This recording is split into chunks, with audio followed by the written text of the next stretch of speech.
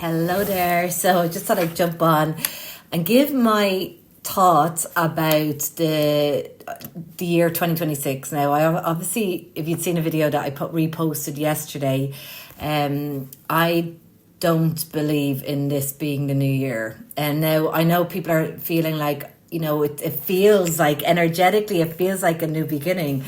But that really is just the astrological, the transits that are happening today are, helping us feel more aligned with our purpose and feel more purposeful. And that will be the sun sextiling the North Node in Pisces, right? So sun in Capricorn, that's all about, the sun in Capricorn is our ambition and sun is our purpose, what lights us up, our reason to be here. Capricorn is all about the long picture, the long future and ambition, and the North Node is in Pisces. That's that the North Node is where our soul's trying to bring us. So it's all about that energy. Is all about tuning into the bigger picture and our purpose in this world.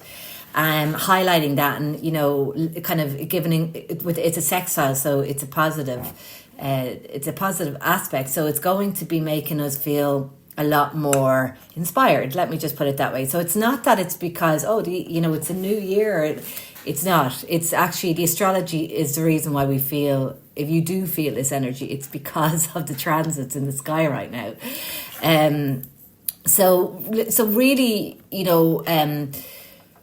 we're in the Capricorn season. We're still in the death cycle of the year. We're still in the deepest part of winter, and this energy is going to be helping you clear out what no longer serves. It's a purging energy, along with vision boards are good because we're in Capricorn season. So Capricorn is all about planning for the long future, like for 6 months away or a year away or years, even more so with Capricorn. It's the long game.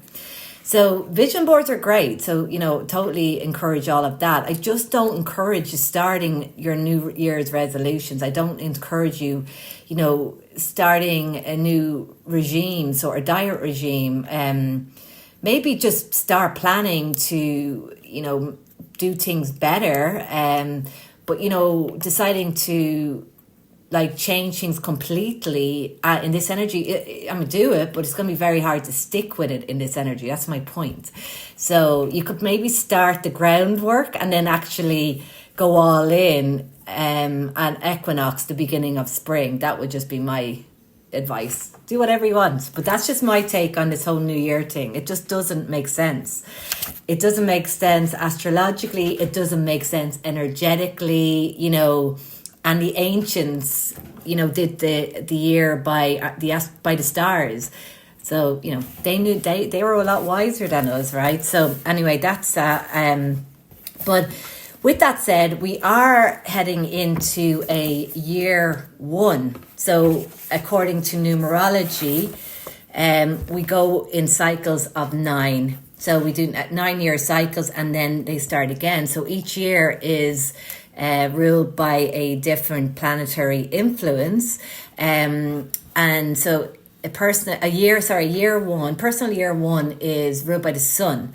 It's like I said, it's the beginning of a new cycle. So we have just ended a 9-year cycle. And so in terms of, if you want to look at the sort of real new year starting around spring, this would still be relevant because the energies of the year one will be coming in a month or so before the year in itself. So we can still talk about that. We'll start feeling the year one energy soon anyway.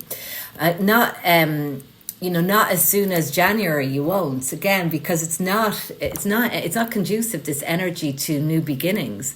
It's conducive to endings and letting go. But let's talk about the year one. So year one in the tarot cards that correspond to year one are the Magician, which is the number 1 card, and the Wheel of Fortune, which is number 10, because they both are number one, because there's no zeros, don't exist. So they actually technically they're both number one. So they basically carry the frequency of number one. So number one is all about manifestation, and the sun rules the year, personal year one. The sun is all about manifestation, creativity, growth, expansion, growing things, creating things, planting new seeds. So it's basically a year of manifestation. Now, the magician is the manifestor archetype in the tarot, so it makes sense that he's connected to year one, which is ruled by the sun. And the Wheel of Fortune is all about trusting in the universal laws as well, trusting in fate and a higher power, that you're co-creating your reality with the universal laws as well, and karmic laws, okay? So this is also about taking control of your destiny, the Wheel of Fortune, that actually getting more conscious. You actually end up, getting consciously creating your reality, as opposed to just it happening to you. You become consciously involved in creating your destiny.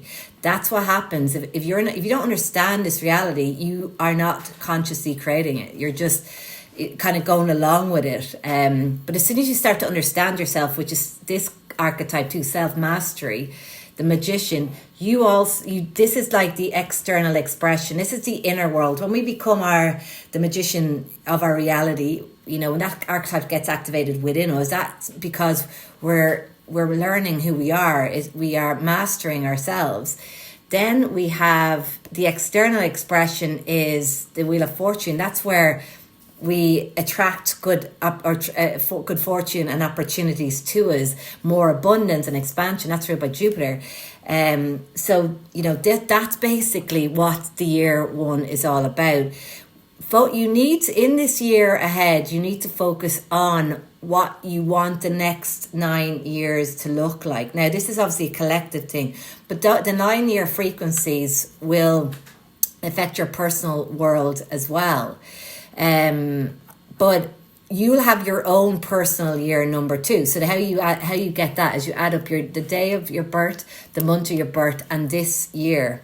Okay, so 2026.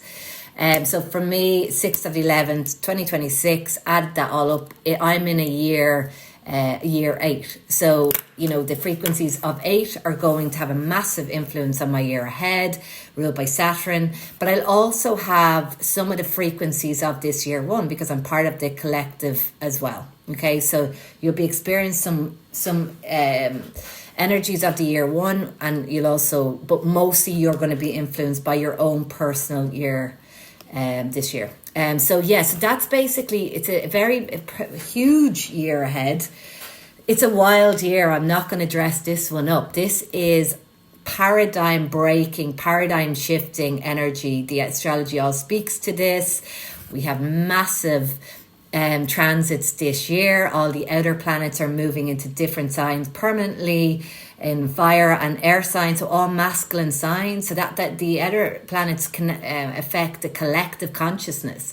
So this really shows us there's going to be a real shift in the collective consciousness. There is an awakening, and this astrology is speaking to it. And what I will say about the year ahead is, if you have been doing the work thus far, and you're in this sort of realm of healing and divination work, the next couple of years are your time. This is where you're going to be reaping all of the rewards of all your hard work. It's where you really step into your purpose, okay? And I've seen this through some clients that I've read for, and also my chart, that are in this line of work. This is your time. And unfortunately, on the other side of that, it's the reason that is because a lot of people are going to start really waking up to how corrupt our world is, our systems, the institutions, government, and how corporations are all in bed with government. This is going to be really come clear in the next year, to even to the most resistant people. So it's a really, really big year ahead.